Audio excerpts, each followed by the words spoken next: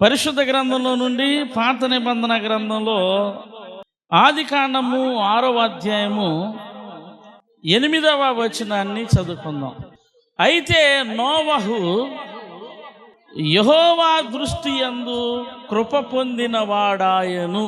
Sir ప్రియులారా, ఈ చదవబడినటువంటి మాటలో అయితే నోవహు దేవుని దృష్టిలో కృప పొందిన వాడయ్యాడు అనేటువంటి ఆ స్టేట్మెంట్ ఏదైతే ఉందో, అది భూమి మీద ఉన్నటువంటి మనుషుడు మరొక మనుషునితో చెబుతున్నటువంటి మాట కాదది.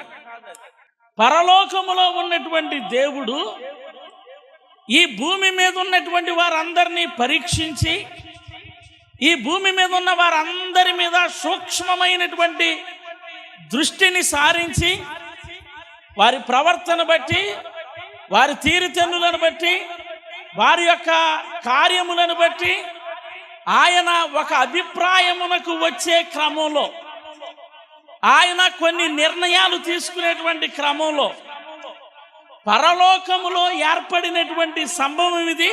పరలోకములో చోటు చేసుకున్నటువంటి సాక్ష్యం ఇది. ఏంటంటే అది ఇదిగో నోవహు దేవుని దృష్టికి కృప పొందినవాడు అయ్యాడు అనే ఈ మాట ఏదైతే ఉందో, అది తొలుత వినినటువంటి వారు ఆయన చుట్టూ ఉన్నటువంటి దూతగణములు విన్నారు.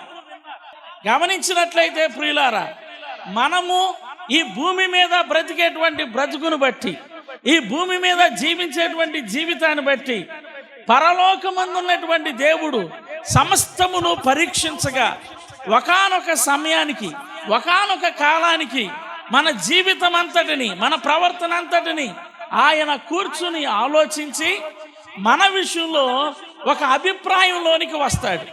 మన విషయంలో కొన్ని నిర్ణయాలు తీసుకుంటాడు. దీనిని మాత్రం ఎవరు మర్చిపోవద్దు. హల్లెలూయా. దీనిని మాత్రం ఎవరు మర్చిపోవద్దు. God will take time to think of us. దేవుడు మన కొరకు ఆలోచించడానికి సమయం తీసుకుంటాడు.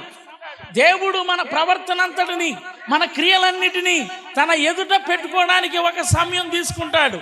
అవన్నీ కూడా ఆయన ఎదుట ఉన్నప్పుడు అవి ఖచ్చితంగా మన కొరకై దేవునిలో కొన్ని నిర్ణయాలకు దారి తీస్తాయి, కొన్ని అభిప్రాయాలకు దారి తీస్తాయి. హల్లెలూయా. కొన్ని అభిప్రాయాలకు దారి తీస్తాయి.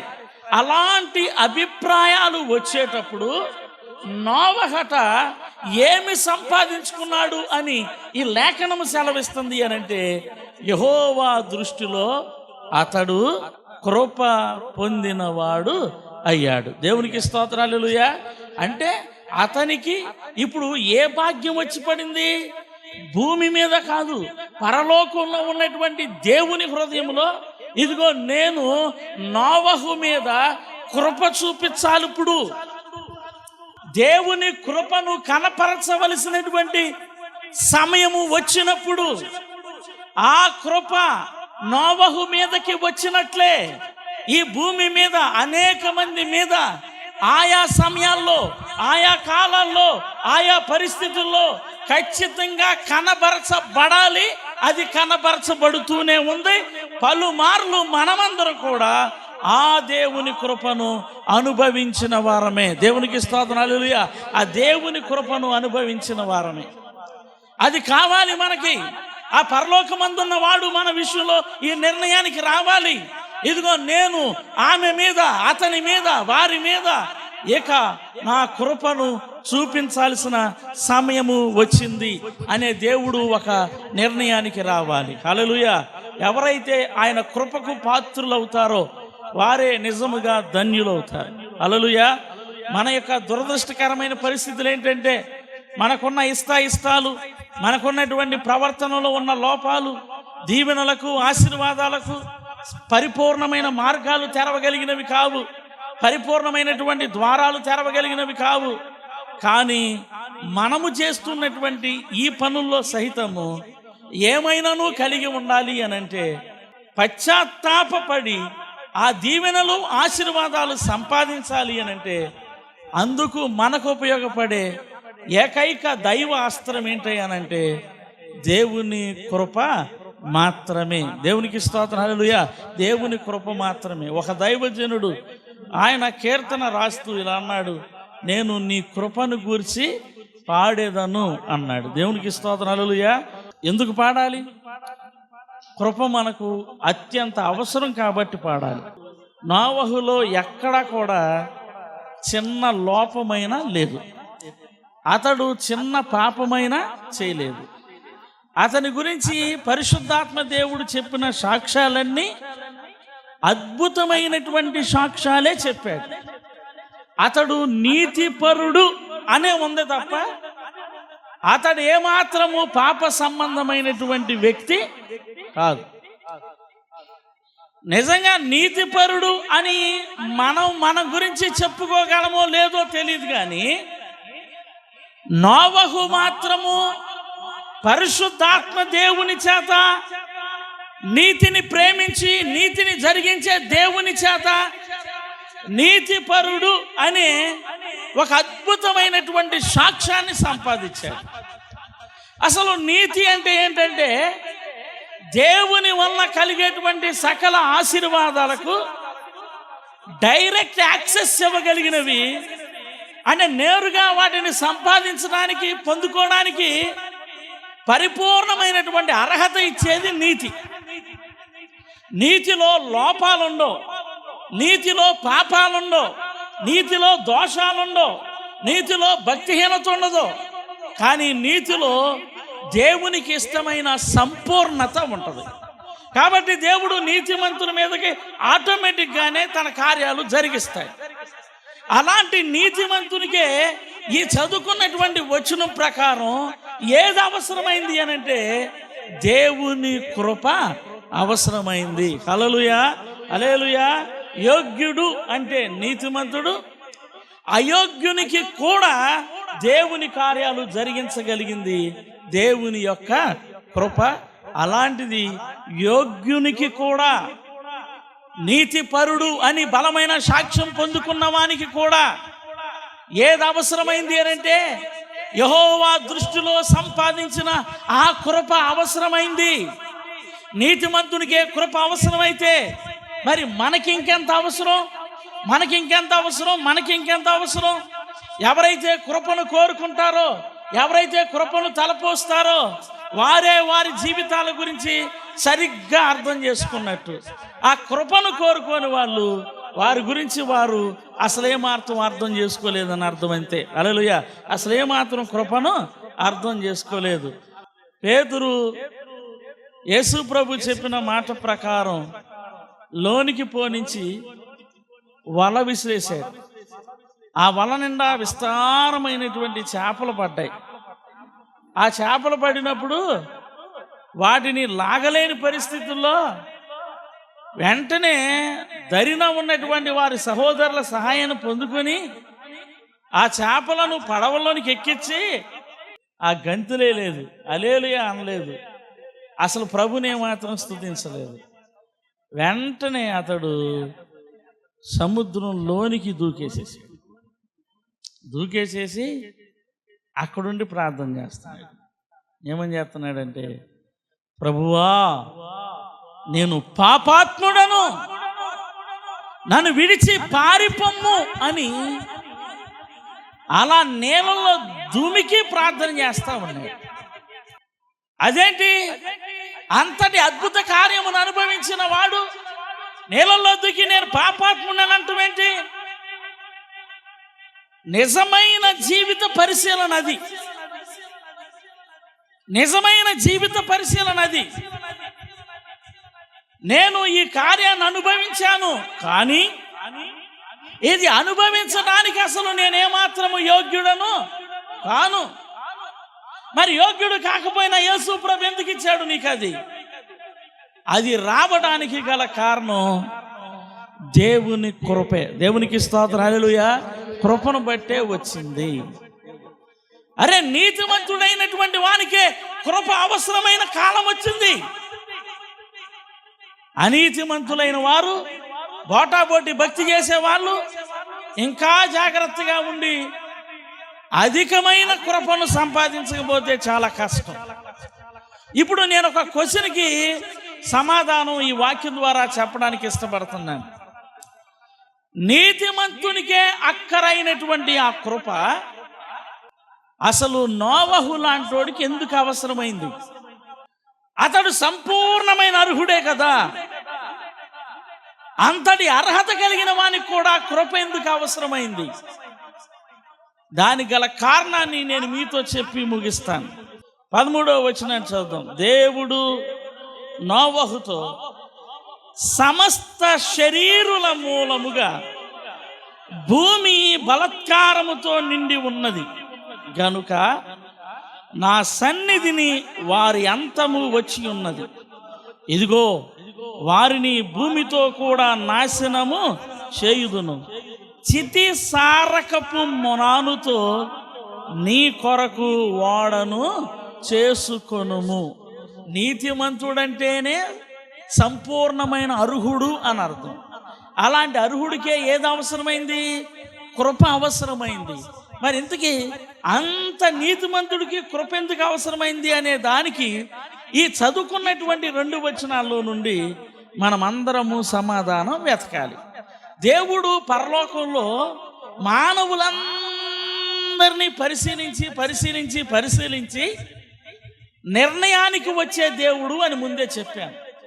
ఇప్పుడు ఏం చేశాడు? అందరినీ పరిశీలించాడు, అందరి విషయాల్లో నిర్ణయం తీసుకున్నాడు.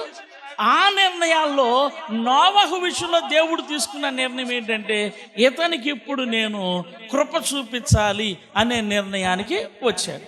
ఇక ఆ తర్వాత ఆ నిర్ణయం తీసుకున్న తరువాత నోవహునకు ప్రత్యక్షమై దేవుడు అసలు విషయాన్ని చెప్తున్నాడు. అలా చెప్పే క్రమంలో దేవుడు చెబుతున్న మాటలను మనం గమనిస్తే ఇలా ఉంది.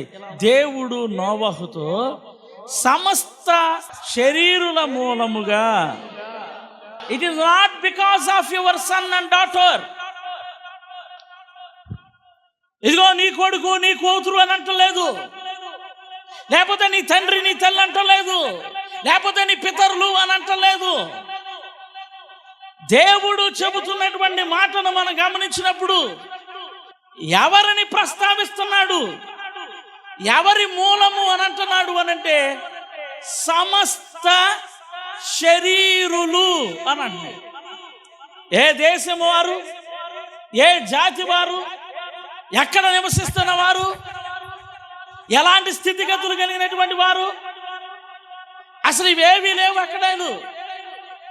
దేవుడు ఎవరి గురించి చెప్తున్నాడంటే సమస్త శరీరులు అని అంటున్నాడు. నోవహు వ్యక్తిగతంగా నీతిమంతుడే. అతనికి ఇప్పుడు కృపతో ఎందుకు పని పడింది అనంటే, ఆ కృప ఆవశ్యకత తెచ్చిపెట్టింది నోవహు కాదండి. ఎవరని చెప్తున్నాడు అనంటే సమస్త శరీరులు. హల్లెలూయా, హల్లెలూయా.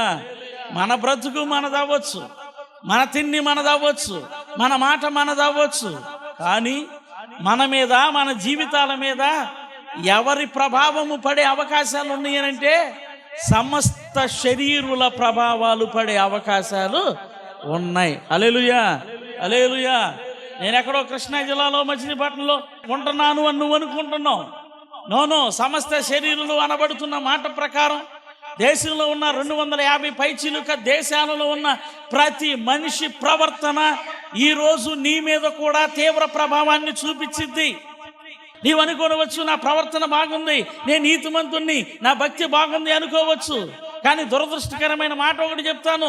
దైవ నిర్ణయాలు బలముగా ఉన్నప్పుడు, దైవ నిర్ణయాలు తీవ్రతరంగా ఉన్నప్పుడు, సమస్త శరీరాల విషయంలో దేవుడు ఒక అభిప్రాయానికి వస్తే ఆ అభిప్రాయపు తాలూకా ప్రభావం ఏదైతే ఉందో ఖచ్చితంగా నీ మీద, నా మీద కూడా పడిద్ది. హల్లెలూయా.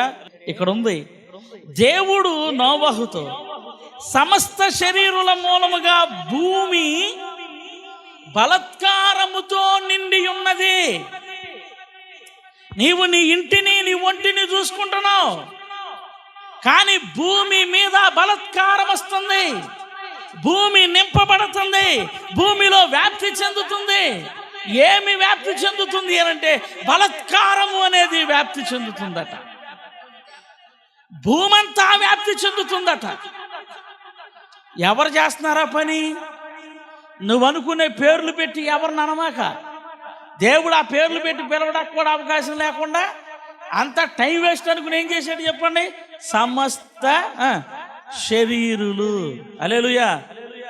ఏ దేశస్థులని, ఏ పట్టణస్థులని, ఏ ప్రాంతవాసులని ప్రభు చెప్పాలండి. కింద భయంకరమైన నిర్ణయం ఏంటో చెప్పనా? నా ఎదుట నా సన్నిధిని వారి అంతము వచ్చింది. ఆ అంతం కూడా 2 రకాలుగా చెప్పాడు. ఒకటి, వారిని అంతం చేస్తాను. రెండోది, భూమిని కూడా అంతం చేస్తాను అని అన్నాడు. హల్లెలూయా. భూమిని అంతం చేయటం ఏంటి? భూమి అంతం చేయటం ఏంటి? భూమి కరిగిపోద్దా? భూమి దహించబడిద్దా? భూమి లేకుండా పోద్దా అంటే ఉండదు. భూమి ఖచ్చితంగా ఎట్లా ఉన్నది అలాగే ఉంటుంది. భూమి యేసు ప్రభు రాకడ వచ్చి క్రొత్త ఆకాశము క్రొత్త భూమిగా మార్చబడే వరకు భూమి ఉంటుంది, ఉండాలి. ఎందుకు ఉండాలి? తర్వాత ప్రణాళిక మనకు తెలుసు కదా. మళ్ళీ నోవాహు తన బిడ్డలు సంతానాన్ని కనాలి, మరలా భూమిని నిర్ణయించాలి. 2025వ సంవత్సరం ఆగస్టు 17వ తారీఖున ఈ రీతిగా మళ్ళీ మనం అందరం ఇక్కడ దేవుని యొక్క ఆరాధన చేయాలి. ఇది పెద్ద ప్రణాళిక. మరి భూమితో కూడా నాశనం చేయదు అంటే ఏంటి? శరీరులను నాశనం చేయదు నువ్వు అంటే వారిని చంపేసేయడానికి ఎన్ని రకాలైన మార్గాలు ఉన్నాయి, అన్ని రకాలుగా చంపేయచ్చు. మరి భూమిని అని ఎందుకన్నాడు తెలుసండి? దాంట్లో ఉన్న మర్మం ఏంటో తెలుసా? భూమి కూడా రకరకాలైన శిక్షా పరిణామాలకు గురైద్దండి. హల్లెలూయా. వాటినే మనం భూకంపాలు అని అంటాం.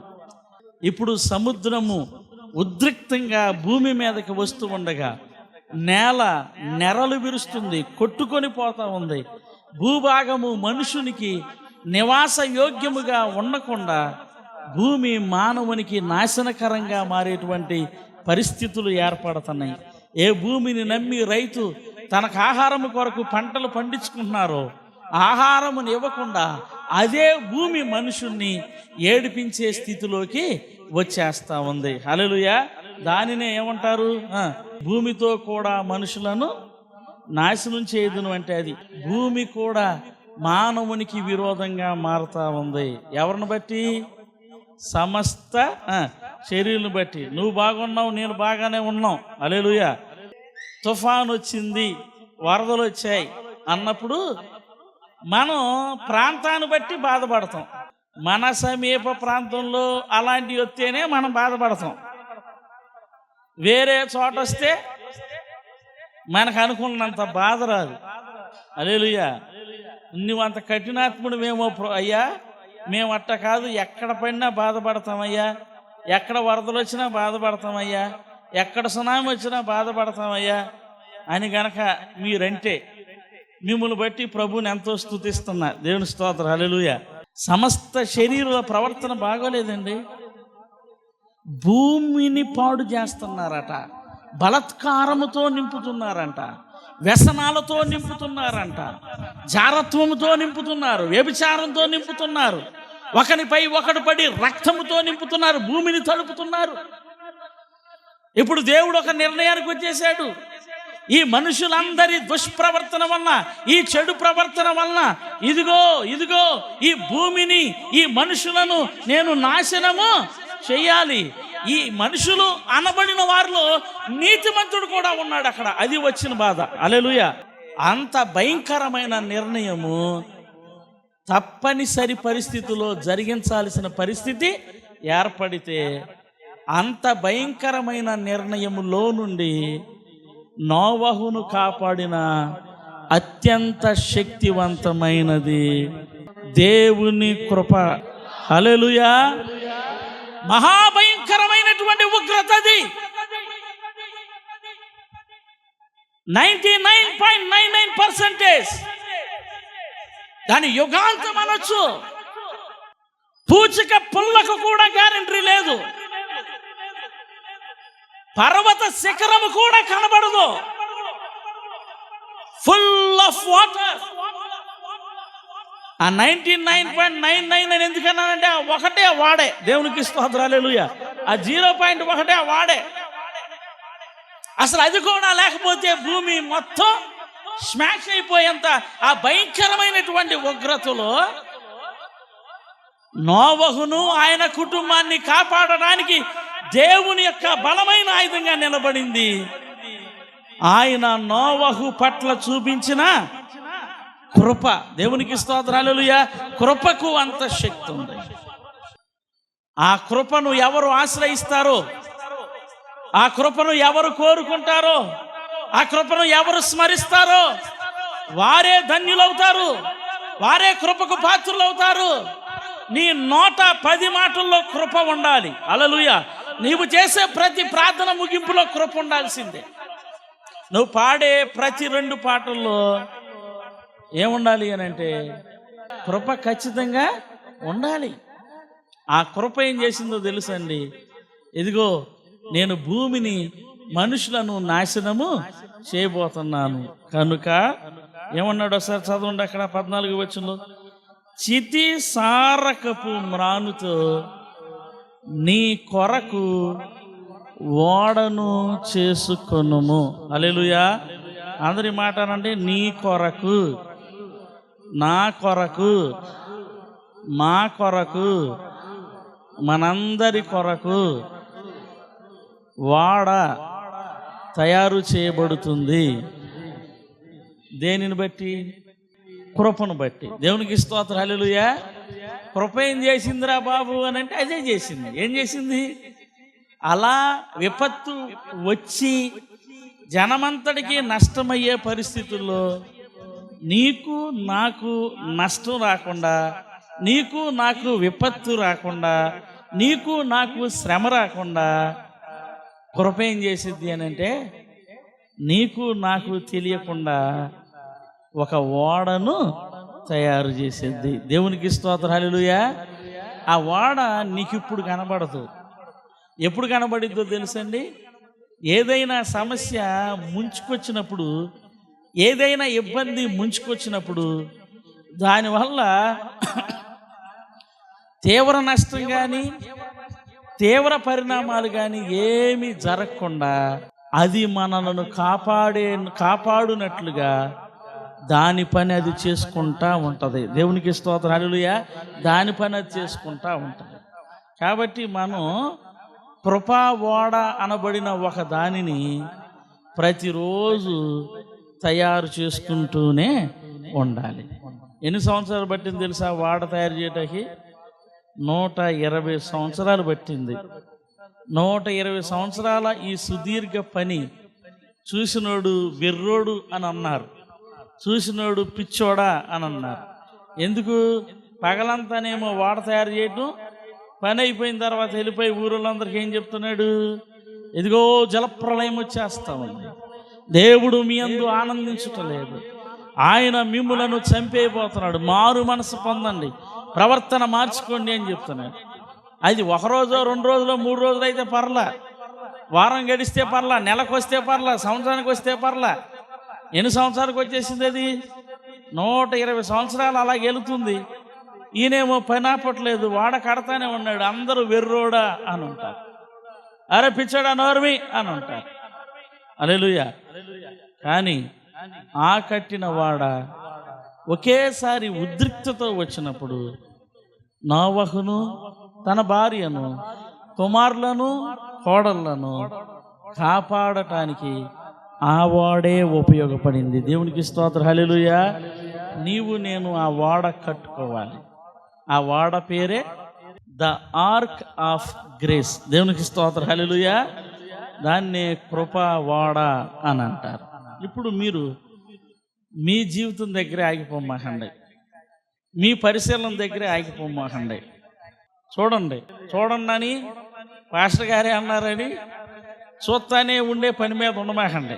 జస్ట్ తెలుసుకోండి how the people are behaving in all over the world. ప్రపంచపు మనుషులు ఎటువైపు వెళుతున్నారు, వారి ప్రవర్తనలో చోటు చేసుకున్న చెడు వలన భూమి మీద ఏ పరిణామాలు చోటు చేసుకున్నాయో నో దెమ్, వాటిని తెలుసుకోండి.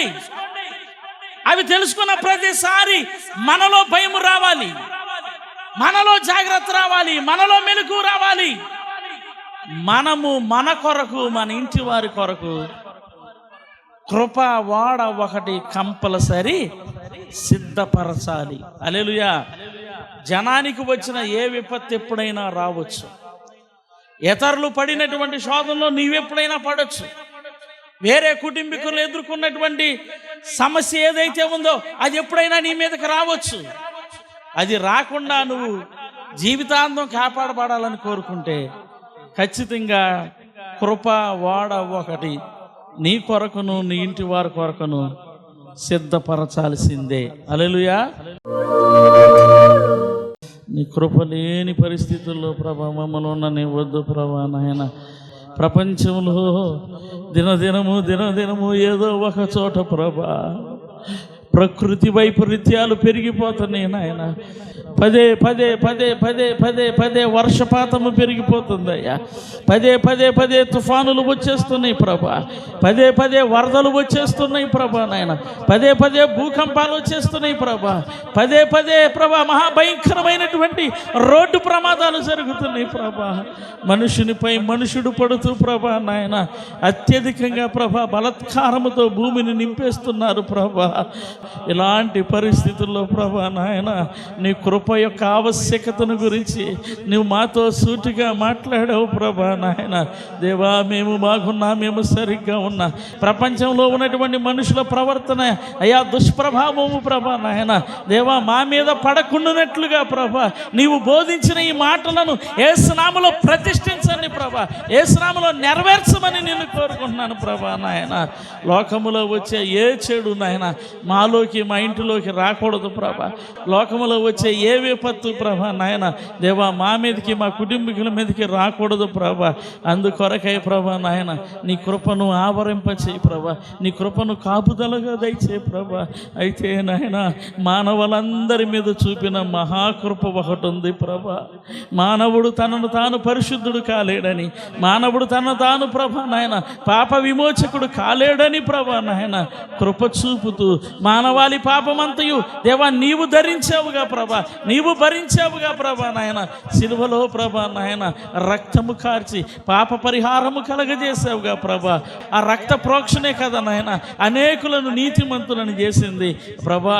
ఇప్పుడు ఎవరైతే ప్రభా బహుఘోరమైన దుష్టత్వంలో ఉన్నారో, బహుఘోరమైన పాపులయ్యునైన భూమిని పాడు చేస్తూ ఉన్నారు, వారి మీద నీ మహాకృప చూపించినైనా వారు మారు మనసు పొందినట్లుగా, వారు పశ్చాత్తాపడినట్లుగా, వారు నీతి మార్గంలోనికి వచ్చినట్లుగా, వారు రక్షణ పొందినట్లుగా ప్రభా నాయన యేసు నామములో వారిని దర్శించమని నేను కోరుకుంటున్నాను ప్రభా. నీ కృపను ఆశ్రయించు వారంగా మమ్మల్ని తీర్చిదిద్దమని నజరేయుడని యేసుక్రీస్తు నామమున అడిగి వేడుకుంటున్నాను తండ్రి. ఆమేన్.